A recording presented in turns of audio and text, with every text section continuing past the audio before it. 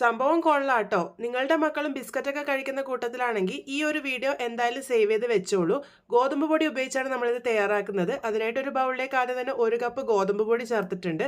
കൂടെ തന്നെ 1/2 കപ്പ് പൊടിച്ച പഞ്ചസാരയാണ് ചേർത്ത് കൊടുത്തിരിക്കുന്നത്. ഇനി ഇതിലേക്ക് 2 ടേബിൾ സ്പൂൺ പാൽപ്പൊടി ചേർക്കാം. ഗോതമ്പ് പൊടി ഉപയോഗിച്ചിരിക്കുന്ന പലഹാരങ്ങളിൽ പാൽപ്പൊടിയും കൂടെ വരുമ്പോൾ രുചി ഒന്നും കൂടെ കൂടും. ഇനി ഇതിലേക്ക് 1/2 ടീസ്പൂൺ ബേക്കിംഗ് പൗഡറാണ് ചേർത്ത് കൊടുക്കുന്നത്. ബേക്കിംഗ് സോഡയല്ല, ബേക്കിംഗ് പൗഡർ വേണം ചേർക്കാൻ വേണ്ടിയിട്ട്. കൂടെ തന്നെ ഒരു നുള്ളു ഉപ്പും കൂടെ ചേർത്തിട്ടുണ്ട്. ഇനി ഇതിലേക്ക് 1/2 കപ്പ് നെയ്യാണ് ചേർത്ത് കൊടുത്തിരിക്കുന്നത്. നെയ്ക്ക് പകരം നിങ്ങൾക്ക് റിഫൈൻഡ് ഓയിൽ വേണമെങ്കിൽ ഉപയോഗിക്കാം. ഇതിലേക്ക് 1/2 ടീസ്പൂൺ വാനില എസൻസ് ചേർത്ത് കൊടുത്തിട്ടുണ്ട്. ഇനി ഇതിലേക്ക് കുറച്ച് അണ്ടിപ്പരിപ്പും ബദാമും ഇതുപോലെ മിക്സറിൻ്റെ ജാറിലിട്ട് ഒന്ന് ക്രഷ് ചെയ്തെടുത്തിട്ടുണ്ട്. അതും കൂടെ ചേർത്തിട്ടുണ്ട്. ഒരല്പം നന്നായിട്ട് തന്നെ പൊടിച്ചെടുത്തിട്ടുണ്ട്. അത് നിങ്ങളുടെ ഇഷ്ടാനുസരണം പൊടിച്ചെടുക്കാം കേട്ടോ. ഇനി ഇത് നന്നായിട്ട് തന്നെ ഒന്ന് മിക്സ് ചെയ്തെടുക്കാം. ഇതിലേക്ക് പാലൊന്നും ചേർക്കേണ്ട ആവശ്യമില്ല. ആ ഒരു നെയ്യിൻ്റെയും അതുപോലെ തന്നെ പഞ്ചസാരയുടെയും പറ്റിൽ നമുക്കിത് നന്നായിട്ട് തന്നെ കുഴച്ചെടുക്കാൻ വേണ്ടി പറ്റും. കുറച്ചധികം സമയം കൈ ഉപയോഗിച്ച് നന്നായിട്ട് മിക്സ് ചെയ്തെടുക്കുമ്പോൾ ഈ ഒരു പാകത്തിന് ഉരുണ്ട് വരും.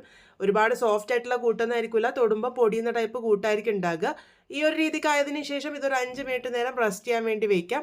ഏത് പാത്രത്തിലാണോ ബേക്ക് ചെയ്തെടുക്കാൻ വേണ്ടി പോകുന്നത് ആ ഒരു പാത്രം ഇവിടെ നല്ലപോലെ നെയ്യ് തടവി അതിലേക്ക് ഒന്ന് ഗോതമ്പ് പൊടി ഇട്ട് ഡസ്റ്റ് ചെയ്തെടുക്കുന്നുണ്ട്.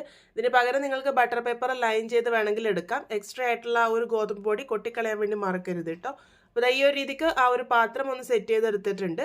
ഇനി 5 മിനിറ്റിന് ശേഷം നമ്മളുടെ ഈ ഒരു കൂട്ട് ഒന്ന് ഷേപ്പ് ചെയ്തെടുക്കാം. ഇതുപോലെ ഒരു ചെറിയ ഉരുള എടുത്തതിന് ശേഷം കയ്യിൽ വെച്ച് നന്നായിട്ട് ഉരുട്ടിയെടുത്ത് അതിന് ശേഷം കയ്യിൽ വെച്ച് തന്നെ ഒന്ന് പ്രസ് ചെയ്ത് എല്ലാ ഭാഗവും നന്നായിട്ടൊന്ന് ലെവൽ ചെയ്തെടുക്കുകയാണ് ചെയ്യുന്നത്.